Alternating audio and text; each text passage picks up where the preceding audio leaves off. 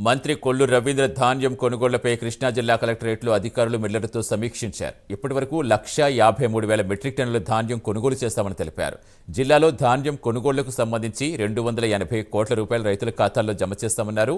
ధాన్యం తేమ శాతం 17కు మించి 5% ఉన్నా కొనుగోలు చేయమని అధికారులను ఆదేశించామని తెలిపారు. ధాన్యం సేకరణపై రైతులెవరూ ఆందోళన చెందవద్దని, ప్రతి గింజను ప్రభుత్వం కొనుగోలు చేస్తుందని స్పష్టం చేశారు.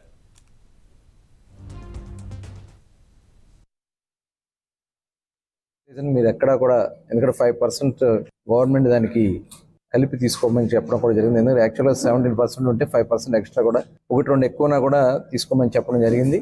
ఇంకా దాని మించి ఉంటే ఆ పేమెంట్ లాస్ ఎలా ఉంటుందో దాన్ని క్యాల్కులేట్ చేసుకుని చెప్పడం జరిగింది. ఖచ్చితంగా ఏదైతే మినిమం సపోర్ట్ ప్రైస్ ఉంటుందో దానికి తగ్గించి ఎట్టి పరిస్థితుల్లో కూడా తీసుకోవడానికి వీల్లేదని చెప్పి రైతులందరూ కూడా చెప్పడం జరిగింది.